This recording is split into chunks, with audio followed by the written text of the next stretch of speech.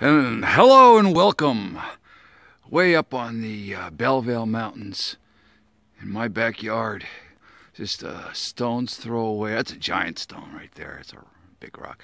It's just a stone's throw away from beautiful Greenwood Lake, which is down there behind the rhododendrons. Welcome to another episode of Classic Boat Rescue. And today we're actually going to have some boat content for a change. There it is. There's the Johnson we've been working on. This is about part 4, I think. Not sure. I think it's part 4. Yeah, I lost count. And we got her back up on the mountain from the marina. And here she is. And last you saw, we got her to fart and cough and make some noise. And today we're gonna actually run her. Yeah, she's a runner. I got her in a bucket of water there. I took off the took off the prop. Involved taking off the cotter pin there and the nut that holds her on there. And see there, it's where the little area there is where you put the shear pin. In case you hit a rock, you don't destroy the whole gear system. It just snaps the shear pin. That's why they call it a shear pin, because it shears off. Now, what did I learn from this little endeavor here? I learned that these guys here are really pretty hardy. You know, this has been sitting for 20 years, and yet she still runs. It almost took nothing to get her running. What else did I learn? A lot of tweaking. They give you a lot of tweak factors here. You have a little thing you could change the richening and the enrichening of the mixture on the carburetor.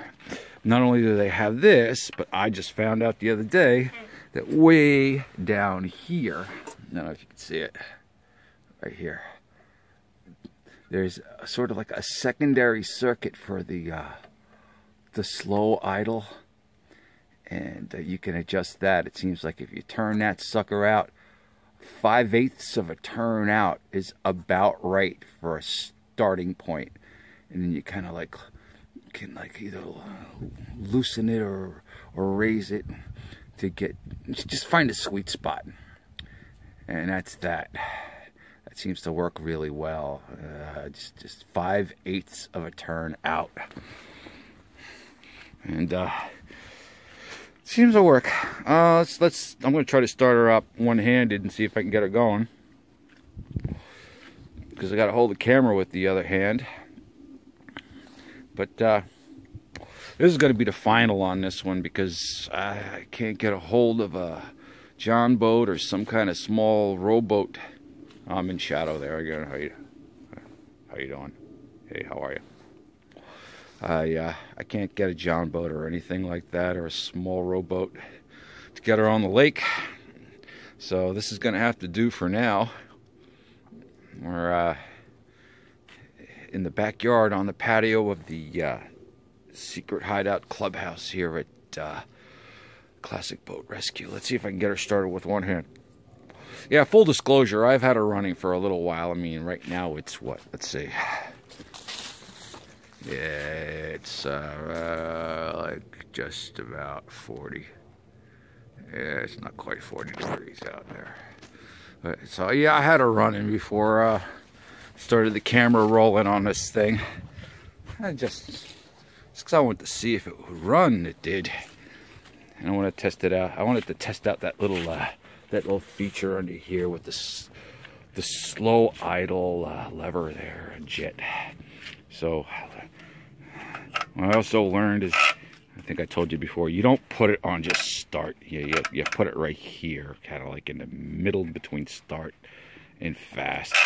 A good way to remember where to put it is like you take the handle where the handle detent goes, the tiller detent just fits right in there really nicely. But if you put it in the middle of the tiller detent like that, that's a good place to get yourself going. And You pump the primer a couple of times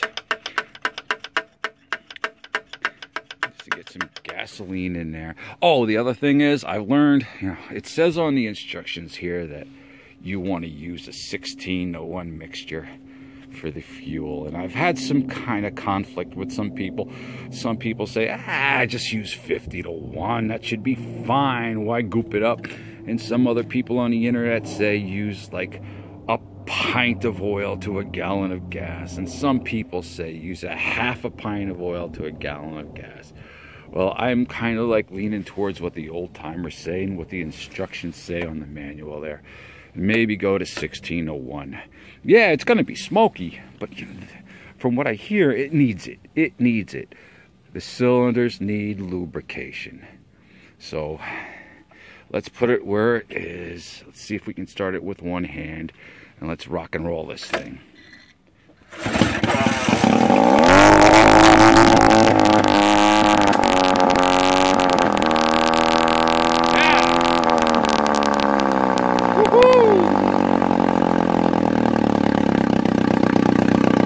Well, that didn't take much, and it's running really well. And that's not completely the lowest idle I can get it on.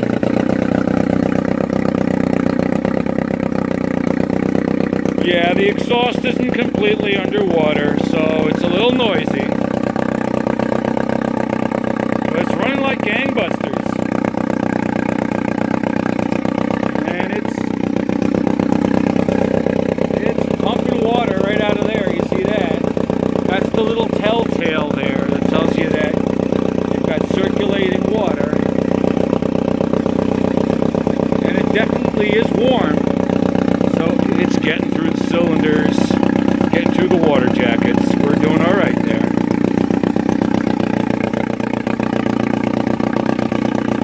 Running good. Let's see if I can bring it down any lower.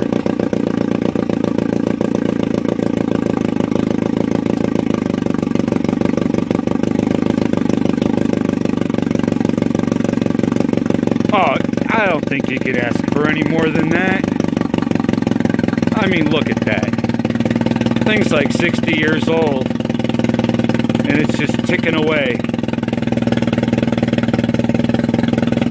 It's a wonderful little, bulletproof little motor, I think.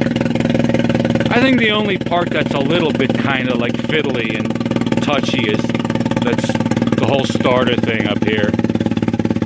It's kind of delicate. That's the only, just make sure it's well oiled. The cable seems to want to sometimes kink. I tried to start it before and it wasn't coming out. The starter mechanism seemed to be locked, and I thought, oh geez, I locked up the cylinders. There wasn't enough oil. And it froze on me. I thought I heated it up, locked it up, and killed it. But no, there was just a kink in the cable for the starter mechanism. I took it apart, took the kink out, bent it out. So that's the only part you really have to be really super careful about. Is this whole starter mechanism guy here. But look at that go. Pretty sweet, huh?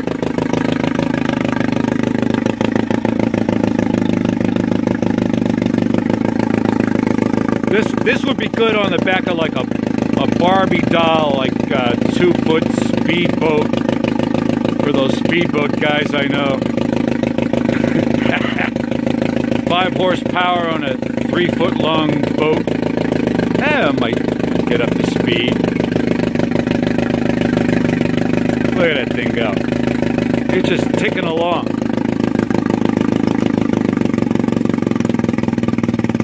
See how low I can get it to idle before it craps out. Oh my God. That's testament right there that this is a healthy motor. If it can tick along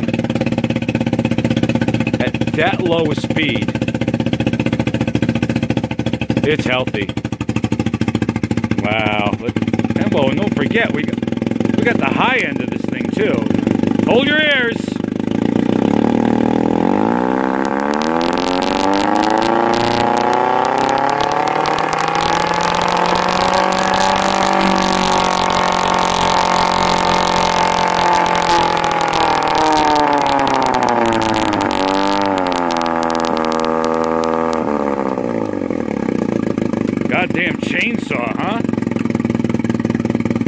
Oh, this is like the grandfather of chainsaws, I think. They're related. They're both 2-strokes. This got 2 cylinders. Look at it. And there she goes. Anyway, that's a good place to stop, I guess. Put it on stop. And close the little air vent top of the gas cap. Well, anyway, so there you go. There's the final on the Johnson Seahorse TD25 horsepower. Next spring, we'll get her out on the water, and we'll show you what she's like performance-wise. So, until the next episode, this is Mike from Classic Boat Rescue, wishing you a great time on the water and a great time on the land. Have a great day, and I'll see you soon. Okay, bye-bye.